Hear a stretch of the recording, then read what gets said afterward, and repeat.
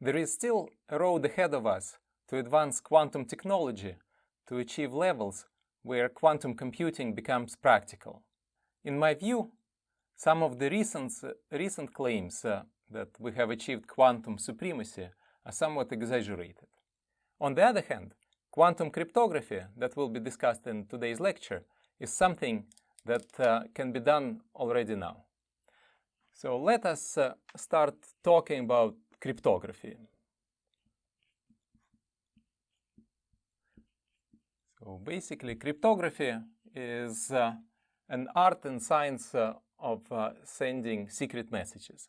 As far as we know, Julius Caesar was the first to use cryptography. He ruled a vast empire and waged many wars, and so he had to send messages to front lines, and so he used cryptography to make his communication secure. And from the very start, cryptography bared quite a strong mathematical flavor, and this is increasing to this date. So basically, his first idea was to convert letters of an alphabet to numbers. Right? So let's make a table. So here we list the letters of Latin alphabet and assign a number to each of these letters. And suppose we have a word that we need to encrypt. Say, let's take the word cryptography.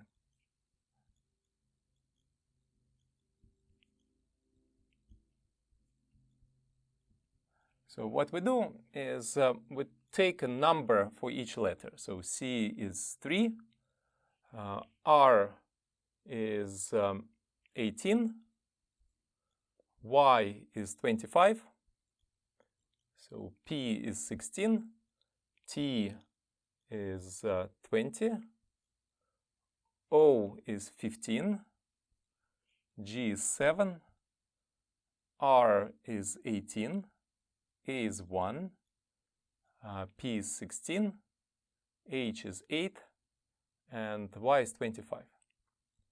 And then we take a key, some number between 1 and 25. So let's take key equals 5. So to encrypt this word or text, what we do is we add, so we take some letter code, and we add the key, and we do this mod 26. Right? So if we add 5, so the new numbers become 8, 18 plus 5, 23, then 25 plus 5, that's 30, but mod 26, that's 4. Then 16 plus 5, that's 21, 25, 20, 12, 23, 6, 21, 13, and 30, that's 4. And so then we write down letters that correspond to new codes. And so now we get what's called cipher text. So we get H, so 23 is W, 4 is D, 21 is U, 25 is Y, 20 is T, 12 is L, 23 is W, 6 is F, 21 is U, 13 M, and 4D. And so this becomes our cipher text. And so in order to decrypt, right, so we just, instead of adding the key, so we subtract the key, mod 26, and so this will give us decryption.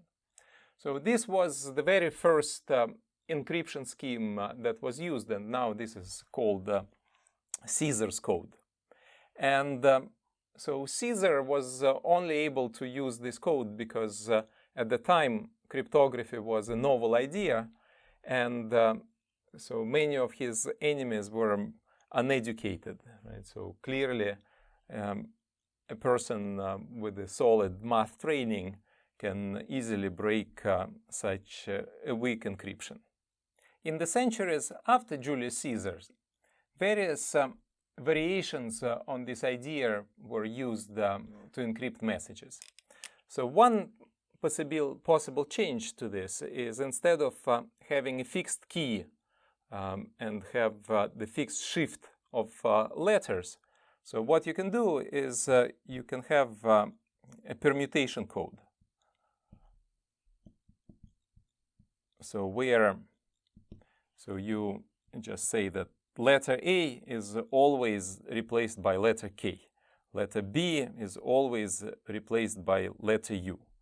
Letter C is always replaced by letter A, and so on. So what you do is you create a permutation and just substitute every letter by its image under this permutation.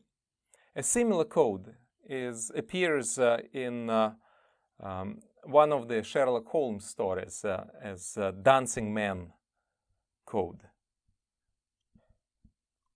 So the only difference there, so instead of using letters, so there were graphical symbols of dancing men that were used to denote letters. And so Conan Doyle describes a way how to break such a substitution code. And so to break such a code, so you use statistical analysis. So it turns out that letters of an alphabet are not used with the same frequencies. And some letters are used more frequently than others. So the most frequent letter in English text is letter E. So it appears with frequency of 12%. So this is followed by letter T with frequency of 9%, and then letter A with frequency 8%.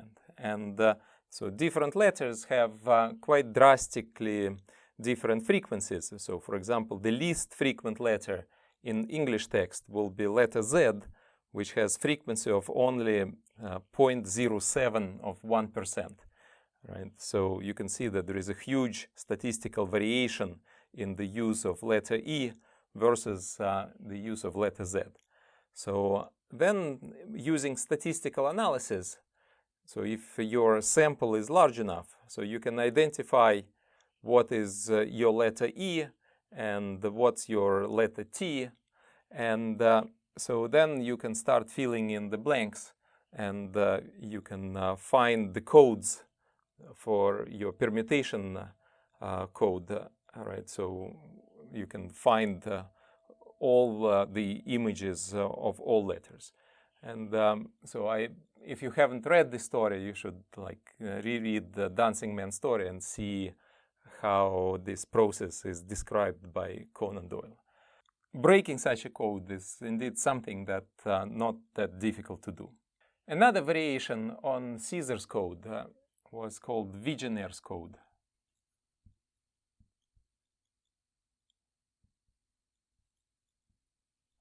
So here, instead of using the same shift for all letters, so what you do is you create a keyword.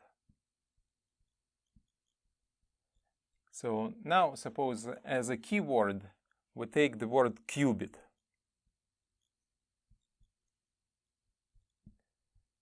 And so that what we do is we write this word repeatedly. So we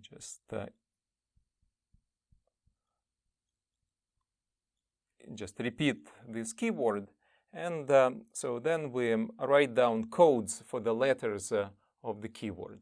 So Q is 17, U is 21, B is 2, I is 9, T is 20, Q is 17, U 21, 2, then repeat 9, 20, and then 17, 21, right?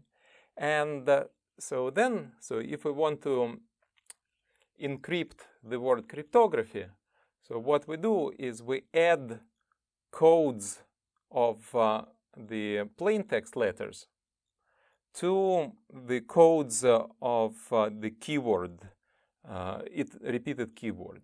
So 3 plus 17, so this will become 20. 18 plus 21, so this is 39, mod 26, that's 13. Then 25 plus 2, that's 27, mod 26, that's 1. Then 16 plus 9, that's 25. Then 20 plus 20, that's 40, minus 26, that's 14. Then 15 plus 17, that's 32, minus 26, that's 6. Then, so we have 7 plus 21, that's 28, and mod 26, that's 2. Then 18 plus 2, that's 20. Then 1 plus 9, that's 10. And 16 plus 20, that's 36. Mod 26, that's 10. And 8 plus 17, that's 25. 25 plus 21, that's 46, minus 26, that's 20. And then we write down the letters that correspond to this. So we have T, so 13 is M, A, 25 is Y, 14 is N, 6 is F, 2 is B, 20 is T, 10 is J, and J again, Y, and 20 is T, right? So this is now the ciphertext that we obtain if we're encrypting the word cryptography using qubit as a key for Vigenere's code. Now, so this is better than Caesar's code, and slightly better perhaps than the substitution code, but still this is rather weak, because this is again susceptible to statistical analysis. So the only thing like that one has to do is one has to figure out what's the length of the keyword, right? And so then you start doing trial and error. So you just try keyword of length 1, 2, 3, 4, 5, 6, and so on. And for each length, you split your text into these cosets. So you take every, so suppose you make a guess that your keyword has length 5. So this means that the first, 6th, and 11th letter will be encrypted in the same way. And so then you just separate, you split your text into 5 subtexts, right? So where you take every letter which has number 1 mod 5, then in another text you have 2 mod 5, and so on. And then in every subtext you have the same encryption. And then for each subtext you can do exactly the same statistical analysis, right? And if you make a right guess about the length of the keyword, so then using the statistical analysis you can easily figure out what is the keyword and break this encryption. There is a variant of this crypto system which is absolutely secure. So this is called one-time pad. So what you do is, say you have an agent that goes to a mission or a submarine that goes sailing, and what you do is you issue in advance a pad with a random text. So you have some totally random text. Okay, so let me try to generate random text. So P, U, X, A, C, W, RWS UAG. Okay, so usually people are kind of terrible at creating random combinations of text and letters, but okay, so this is my try, right? And so basically what you do is you give pages and pages of this random text, and so you keep identical copy in in the place where you want to receive your messages. And then, so the way how you encrypt things, so you just take the plain text and you write down this one-time pad, right? So you write so P U X A C W R W S U A G, right? And then you just do the same thing. So you write down the codes for this. So P is 16, U is 21, X is 24, A is 1, C is 3, W is 23, R is 18, 23, S is 18, no, S is 19, U is 21, A is 1, and G is 7, right? And then you just do the same process. So you add plain text to a cipher, to your kind of text from your one-time pad. So you get 19. So 18 plus 21, that's 39, minus 26, that's 13. 25 plus 24, that's 49, minus 26, that's 23. Then 16 plus 1, that's 17. 20 plus 3, that's 23. 15 plus 23, that's 38. Minus 26, that's 12. Then 7 plus 18, 25. 18 plus 23, that's 41. Minus 26, that's 15. Then 1 plus 19, that's 20. And 16 plus 21, that's 37. So that's 11. 8 plus 1, that's 9. And 25 plus 7, that's 32, that's 6. Right? And then we translate this into letters. So we get S, 13 is M, 23 is W,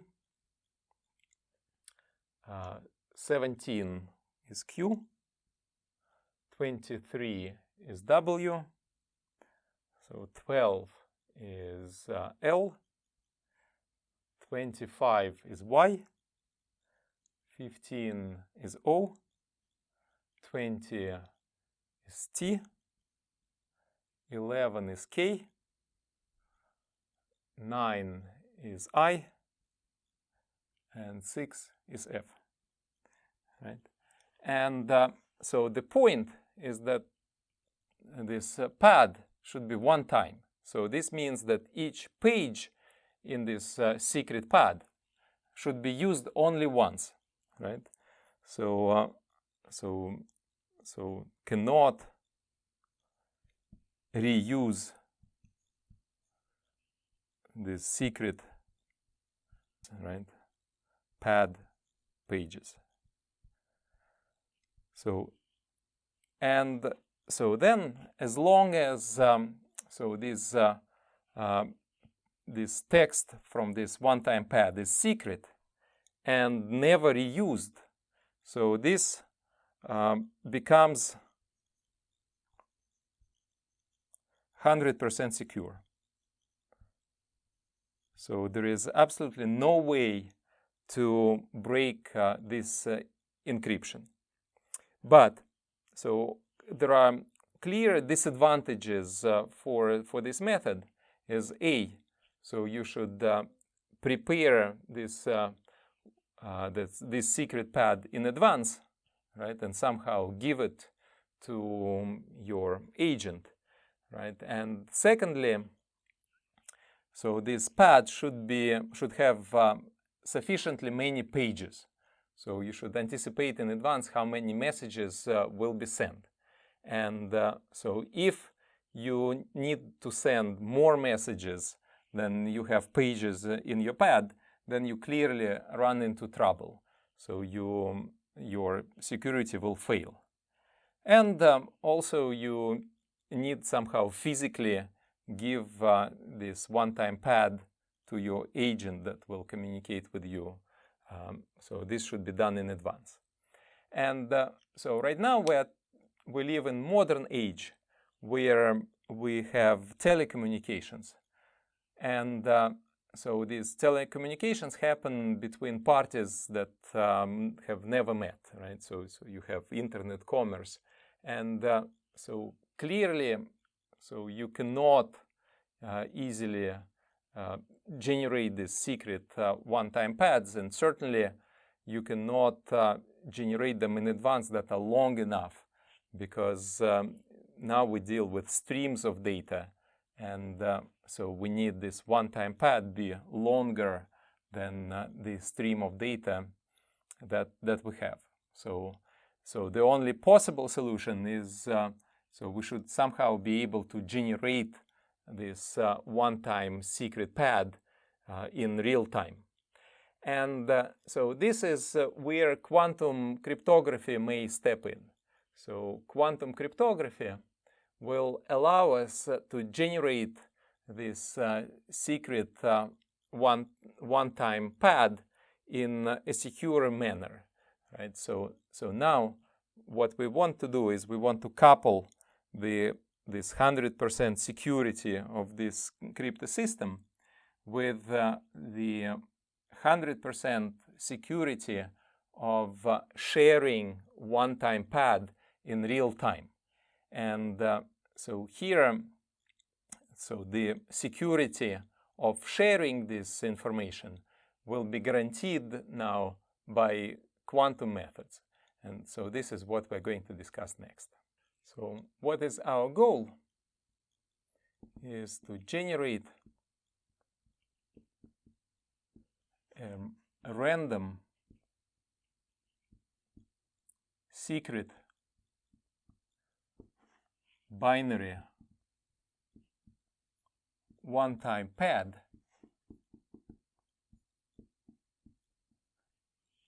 shared by two parties, Alice and Bob. So Alice and Bob want to exchange secret messages. So they will, in order to do it securely, so they will use one-time pad method. And because modern telecommunication happens in binary, so now we're going to use binary one-time pads. And instead of doing addition mod 26, we will simply do addition mod 2, bit by bit. And so in order to do this securely, so we need this common secret shared binary one-time pad. So this means that we need a secret shared long sequence of zeros and ones.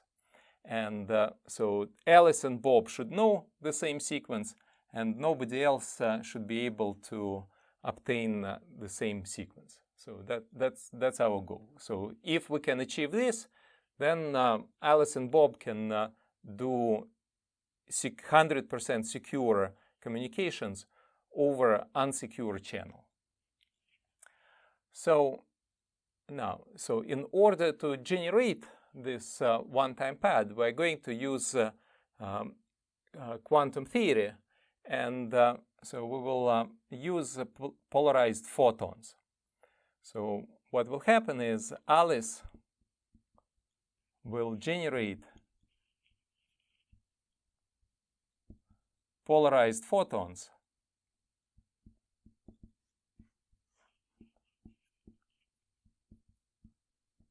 and will send them to Bob,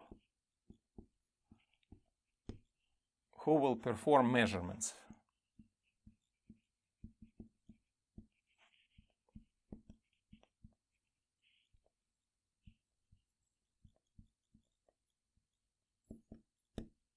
So the method that we're discussing here is called BB84.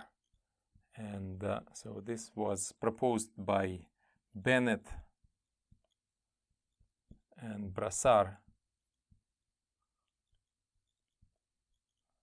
in 1984. So Alice will generate photons in states that she knows, and will send them to Bob, and Bob will use a polarization filter in order to take measurements of the polarization of a photon.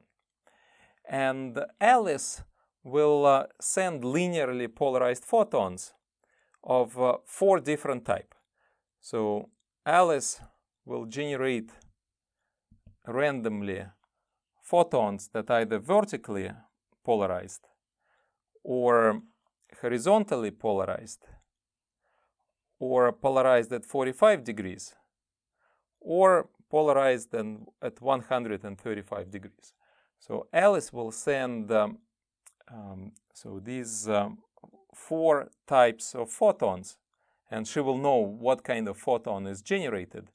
And so she will generate a known to her random sequence of photons of these 4 kinds. And Bob will perform measurements. So now, so suppose Bob uses a polarization filter that's vertically polarized. So what will happen? So this filter will let a vertically polarized photon through. And so then it can be detected, and so Bob can obtain a measurement that a vertically polarized photon was detected, right? And horizontally polarized photons will be reflected, and so they can be also detected as horizontally polarized photons. So this means that if Bob uses this vertically polarized photon, then he can correctly identify the first 2 types photons, right? So the first photon will be correctly identified as vertical, the second will be correctly identified as horizontal.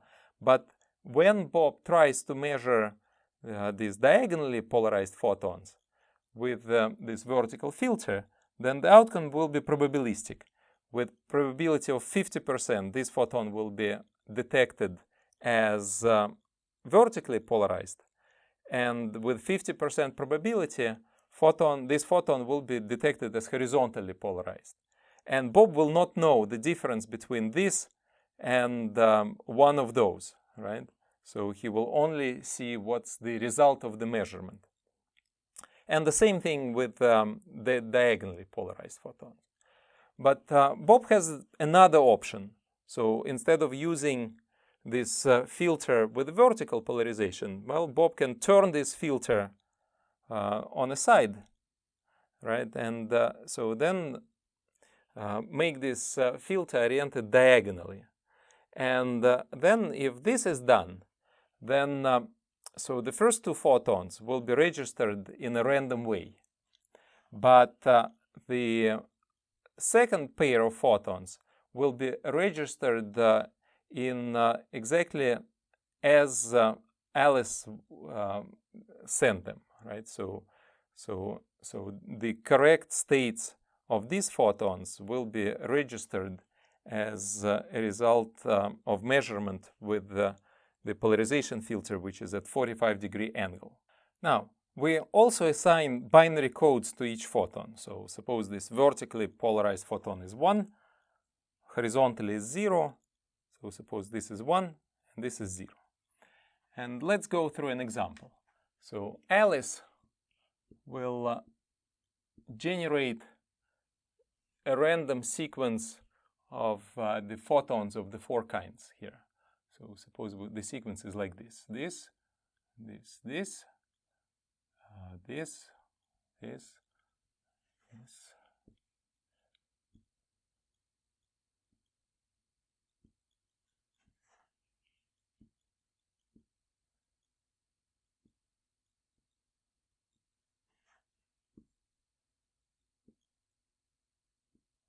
Okay, so this is the sequence of Alice, and Bob at random will use bases, right? So either Bob will use so a basis like this, right? So which is a basis. So this will indicate a filter with vertical polarization, and so it can detect this pair of photons. Or say Bob will use a basis like this, so which means that so here Bob will use a filter that's at 45-degree angle. And so let's put random bases for Bob.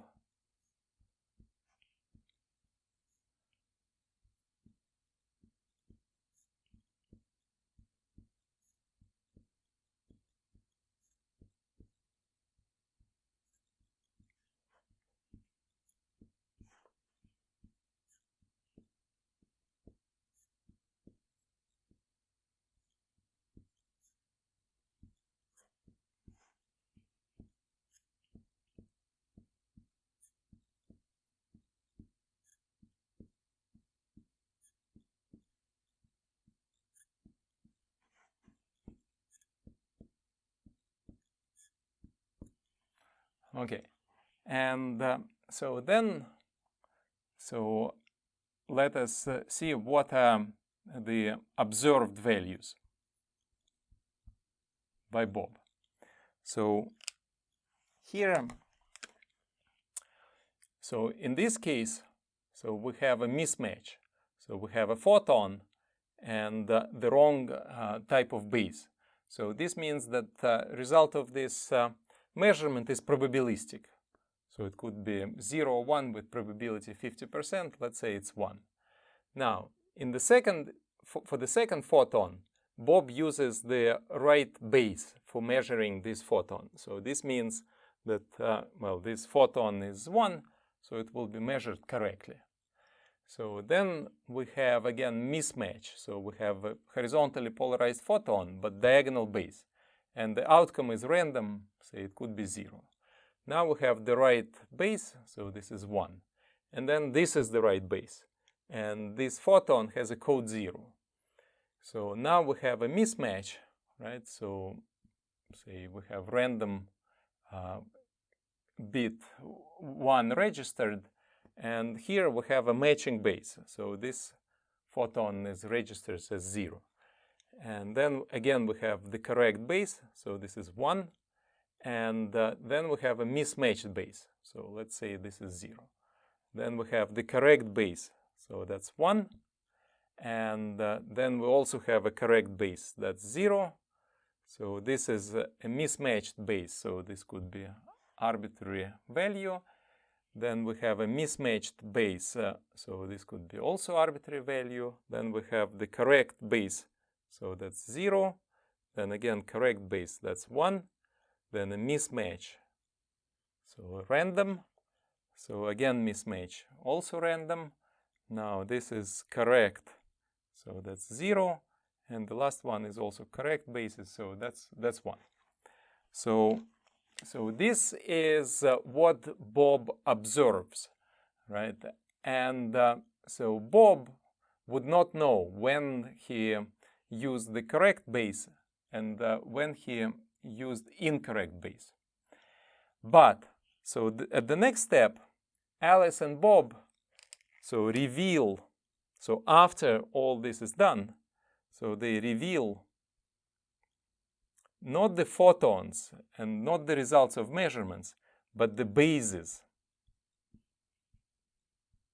they used. So Alice will basically say that, so here Alice used the diagonal basis and Bob the vertical basis.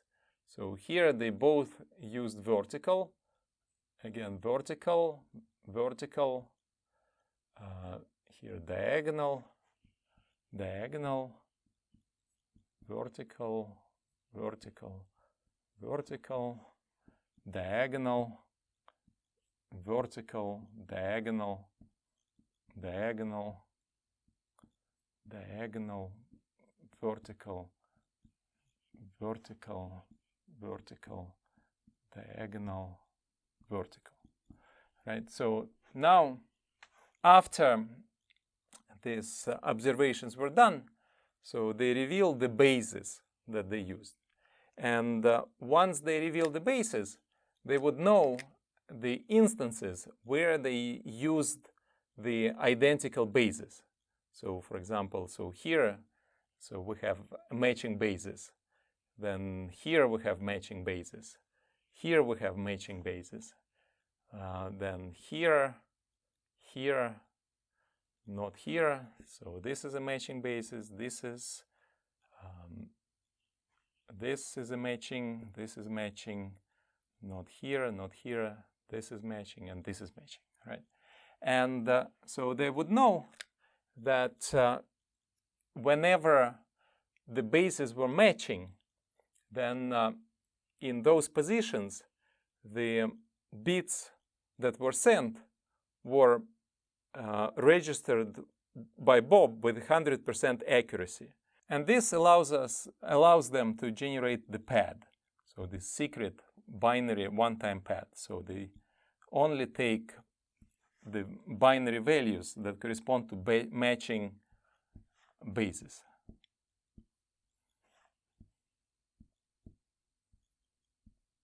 Right, so this will be the common shared key.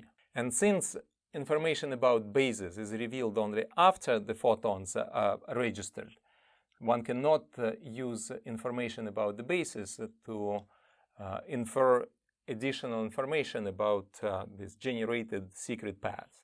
In order to be able to break this crypto system, what you would have to do is you have to capture the photon, measure it, and transmit the identical photon to Bob. But so the problem here is that the process of measurement is probabilistic, and you do not capture full information about the photon from the measurement. So for example, so you cannot say what is the polarization of a photon if you don't know in which basis it was sent. So if you use the right filter, you will obtain the correct answer about polarization of a photon. But if you use the wrong filter, so then you would obtain random outcome of your observation, and you wouldn't know that you used the wrong filter. So because of this, it is theoretically impossible to read the state of a photon and generate again an identical copy of this photon. So what can only be done is one can possibly intercept a photon and send a different photon to Bob, so just affecting this whole process. And to counteract this, Alice and Bob should run a test for integrity of this method. So after they generate this common pad, they should take a certain percentage of this. So for example, every 10th bit or so, right? And reveal these common bits. And so then these common bits should be identical for Alice and Bob if there is integrity in this scheme. And then, of course, these revealed bits should be deleted from one-time pad. So, of course, you cannot use as a secret key something that you publicly revealed. And so in this way, you can check integrity of this method. And so then so you would know that you have identical secret common information here. And so this method is theoretically secure. So there is absolutely no way how one can interfere with this procedure without being detected, and so this becomes a theoretically secure method. So there is only one kind of potential problem with this method, which is quite serious. So this method presumes that Alice sends to Bob a single polarized photon at a time. And so currently, so our devices like lasers, so they do not send reliably a single photon. Sometimes they send bursts of photons. So this means that instead of sending one polarized photon, Alice will send, say, 6 or 7 identical polarized photons. And then once this happens, then there is a possibility for taking advantage of this. So then if you have a packet of identical photons, you can skim some of them. And so then you can get some kind of statistical information about so how likely is that this is a photon of each kind, right? So still you cannot achieve 100% accuracy. So if you have 5 photons in identical states, you cannot reliably, with 100% certainty, say what kind of photon it is. But with a high degree of probability, you can say so how likely that it's one of each kind. And so this becomes a clearer weakness of this method. So for this method to be secure, you need to guarantee that you are sending exactly one photon at a time. Let's consider another quantum cryptography protocol, which is called E91. So this is offered by Eckert, suggested by Eckert in 1991. Right? So this is based on photon entanglement.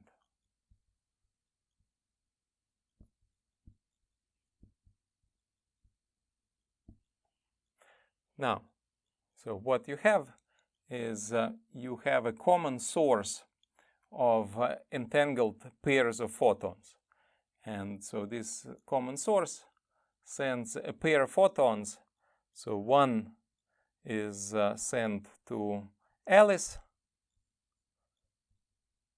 and the second photon of this entangled pair is sent to Bob. And the state in which this pair is generated, so it's going to be 1 over square root of 2 0 0 plus 1 over square root of 2 1 1. Right? So you can think that this is 1 over square root of 2 up up plus 1 over square root of 2 down down. So what we get is that with probability 50%, Alice registers 0 or 1. Right? So even if we send identical photons, so Alice will register them at random as either 0 or 1. And so will Bob. But there is 100% correlation between observations of Alice and Bob.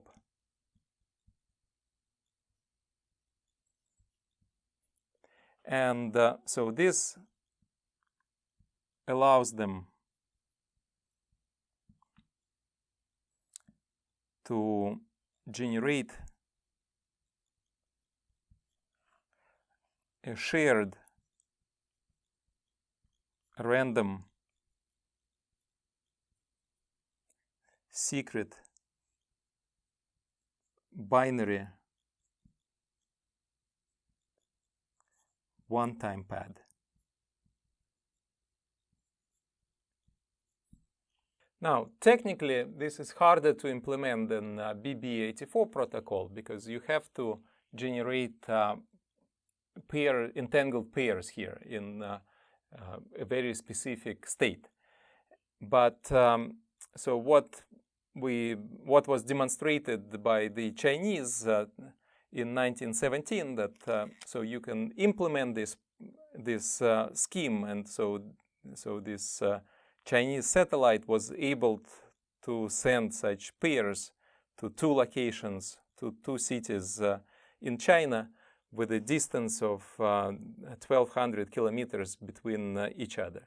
Of course, the bit rate was very low, so they were able to send something like 5 or capture 5 photons per second, but still, so this is quite impressive. Now, so let us discuss a possible attack on Eckert 91, right? So this is man in the middle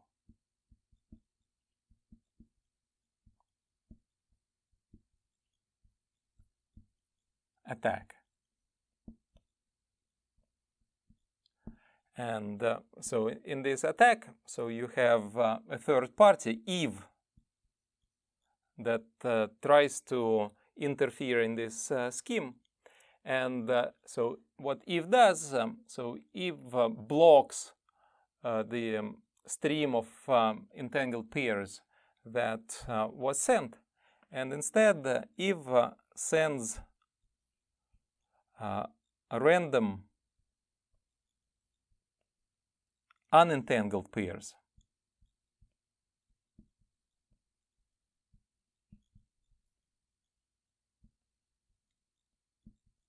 So either psi1, which is 0, 0, or psi2, which is 1, 1.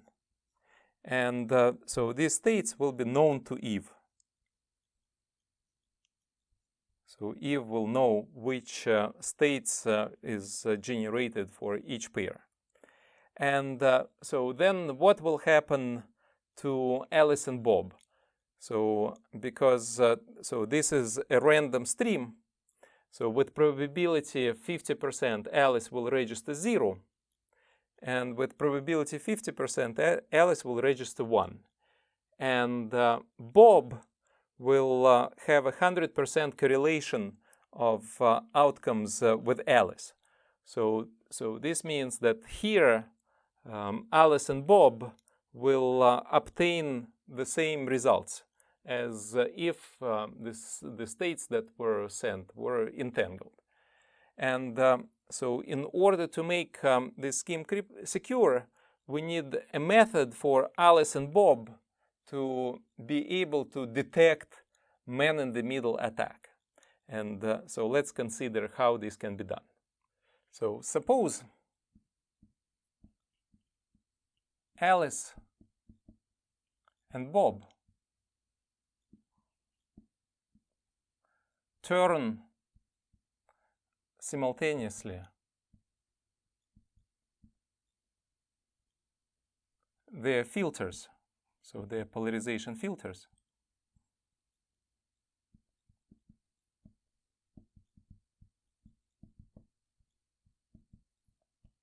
by angle alpha.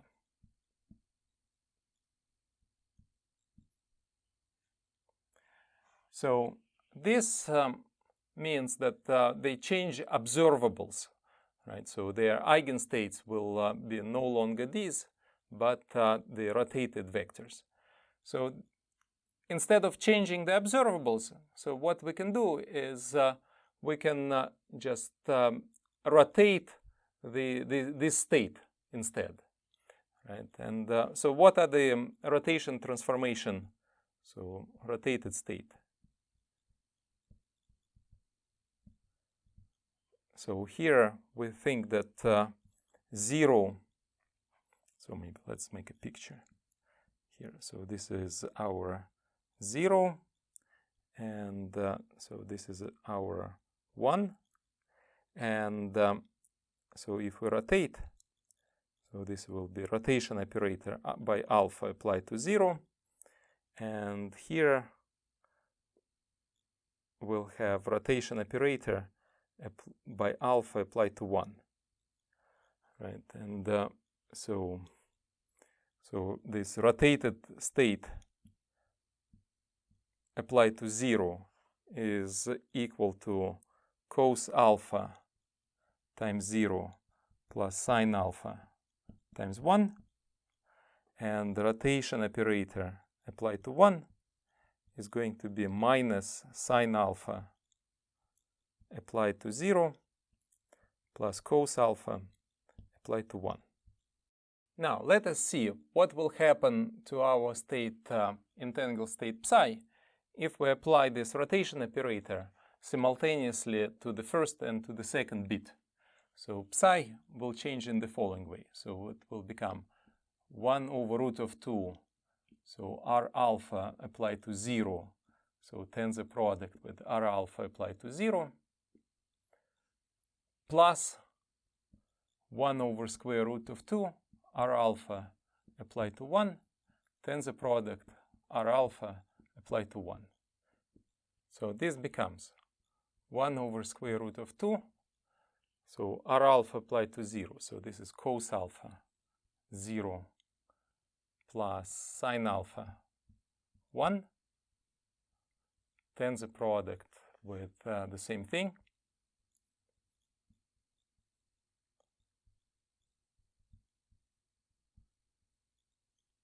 plus 1 over square root of 2, and here we have minus sine alpha 0 plus cos alpha 1, tensor product with minus sine alpha 0 plus cos alpha times 1.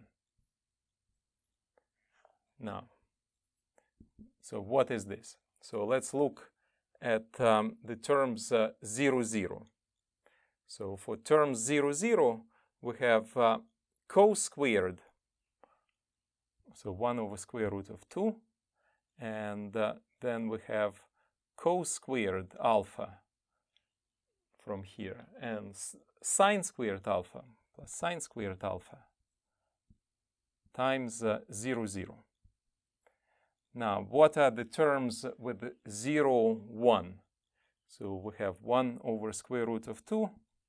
So here we have cos alpha times sine alpha.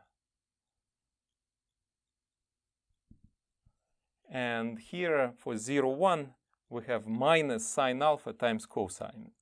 Sine alpha times cos alpha times 0, 1. Now for 1, 0, here we have sine alpha times cos alpha.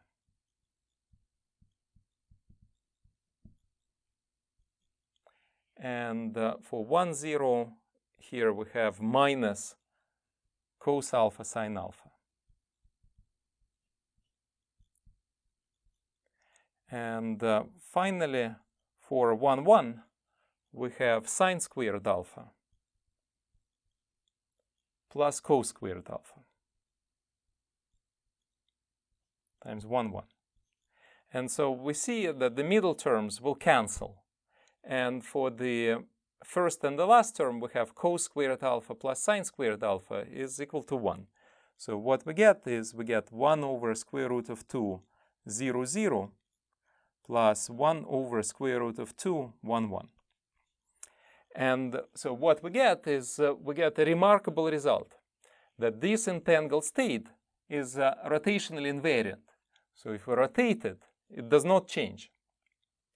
And so this means the following, that if Alice and Bob simultaneously rotate their detector filters by the same angle alpha, then nothing will change in their observations if this is the state that they are trying to capture. So this means that once they turn their filters by angle alpha, their observations will be still, the outcomes will be 0 and 1 with probability 50%, and there will be 100% correlation between observations of Alice and observations of Bob. But if instead, so they are sent not this state, but only 0, 0, then so the state that they will be receiving after they rotate their polarization filters will be this one.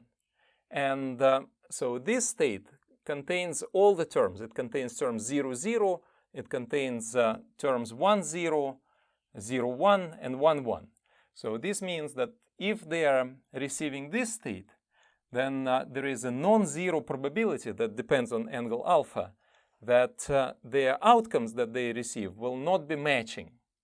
And so this gives them a way to detect man-in-the-middle attack. So for example, what they can be doing, so they could be randomly selecting, so Alice and Bob can randomly be selecting this orientation of their polarization filter or this one. And so then after they take measurements, they reveal their bases. And so whenever their bases are the same, they would know that they are supposed to get identical observations. And so, of course, they discard all observations that correspond to bases that are not matched to each other. And whenever the bases are matched, so they can again take a portion, say 10% of their observations, and reveal the values of these bits. If the scheme has integrity, so this means that if these are the states that they are receiving, then so this common portion should be identical. So if there is a man-in-the-middle attack and they're actually observing this kind of stream, then in the matching bases, so there will be some bits that will not be matching between Alice and Bob. And so this will indicate that the integrity of transmission is compromised. So the advantage of quantum cryptography is that it offers methods that are theoretically 100% secure, provided that the technical implementation is accurate. So this means that we are sending single photon or single pair of entangled photon at a time and not packets of photons.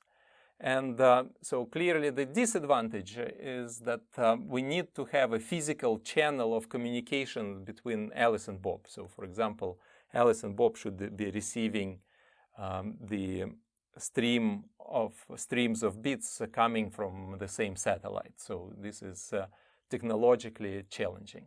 So the ideas of quantum cryptography are very interesting, but it remains to be seen how useful this is going to be for applications.